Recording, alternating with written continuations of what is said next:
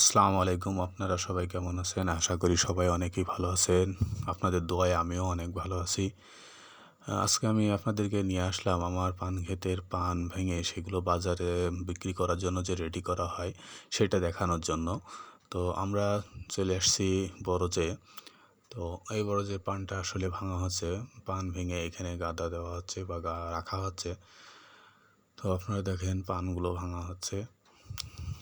তো এই পানগুলোই সাধারণত বাজারে বিক্রি করা হয়ে থাকে। আর এই যে এই ভাইকে দেখছেন, এই ভাই পান গোছে সাধারণত আমাদের অনেক বিশ্বস্ত একজন লোক এবং অনেক ভালো পান গুছতে পারে। দেখে মনে হয় অনেকটা মেশিনের মতো।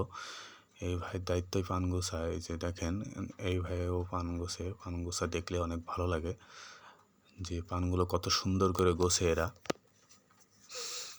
তো আপনারা সকলেই দোয়া করবেন যেন পানগুলো খুব ভালো দামে আমি বিক্রি করতে পারি বাজারে। আর এই ভাইটা একটু অসুস্থ ছিল, গামছা মাথায় দেওয়া এই ভাই, তাও জোর করে নিয়ে আসা হয়েছে পান ভাঙানোর জন্য। আসলে এই ভাইটা মেশিনের মতন পান গুছতে পারে এবং কাজে অনেক পারদর্শী। এই ভাই যে ঝুড়ি সাজাচ্ছে, তো আপনারা দেখেন ঝুড়িগুলো কত সুন্দর করে সাজানো হয়। এগুলো ঝুড়িতে সাজিয়ে নিয়ে বাড়িতে নিয়ে যাওয়া হবে এবং বাড়িতে ফাইনালি আর একবার ঝুড়িতে সাজানো হবে, যেটা বাজারের জন্য রেডি।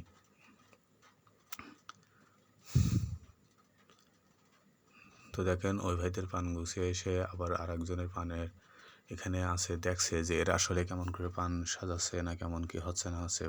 এরাও অনেক কাজে পারদর্শী এবং এদেরকে কোনো কাজ শেখানো লাগে না। পান খেতে আসলে এরা অনেক ভালো পান গুছতে পারে। তো ইনশাল্লাহ আমি আপনাদেরকে বলবো নেক্সট ভিডিওতে হয়তো বা পান কেমন বিক্রি করলাম, কী দামে বিক্রি করলাম। তো আপনারা সকলেই সাথে থেকেন। পানগুলো ছোট ছোট ঝুড়িতে এখন সাজানো হচ্ছে এবং এগুলো এখনও বাড়িতে নিয়ে যাওয়া হবে।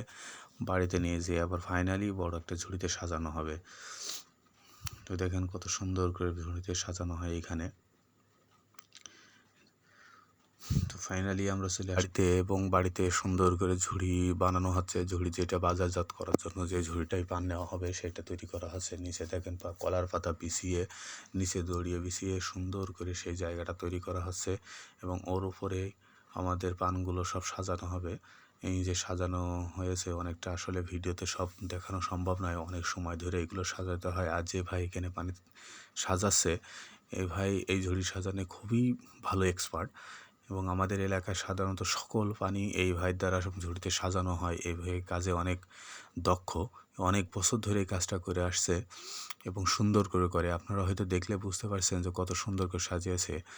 দেখলে অনেকটা সহজ মনে হলেও আসলে এতটা সহজ না, কারণ এই কাজটা করতে গেলে অনেক কষ্ট। আমরা নিজেরা করতে গেলেও ভুল হয়, কারণ পান দিলে এক সাইড থেকে পান বের হয়ে যায়, কারণ ছোট ছোট পানের এই পণগুলো দিয়েই আসলে বড় বড় ঝুড়িগুলো তৈরি করা হয়ে থাকে।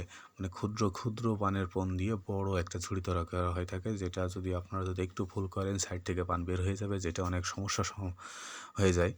তো এই ভাই এতটাই পারদর্শী যে পানের কোনো দিক থেকে বের হয় না, অনেক সুন্দর করে সাজায় এবং ফাইনালি আমাদের ঝুড়ি সাজানো শেষ হয়ে গেছে। আমরা ঝুড়ির মাথার উপরে কলার পাতা দিব এবং এগুলো দড়ি দিয়ে বাঁধবো।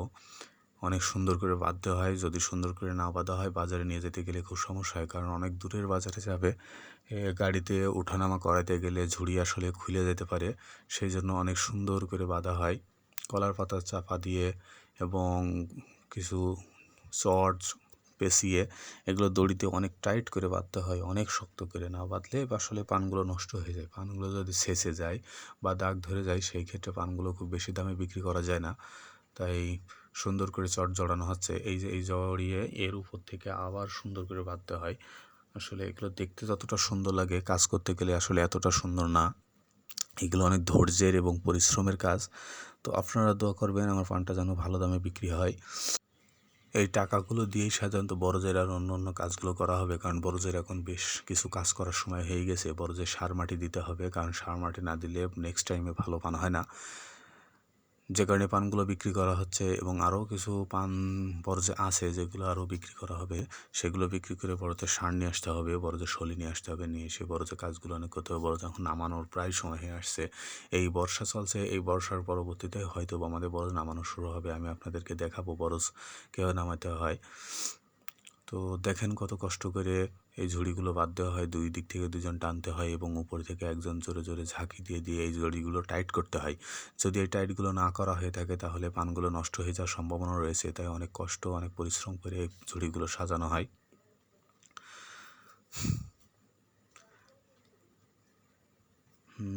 ফাইনালি আমাদের ঝুড়ি সাজানো শেষ হয়ে যায় এবং অনেক সুন্দর করে বাঁধে রাখা হয়।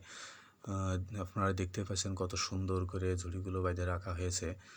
তো যাই হোক, আপনারা সকলে আমাদের জন্য অনেক দোয়া করবেন। দেখা হবে অন্য কোনো ভিডিওতে। আল্লাহ হাফেজ।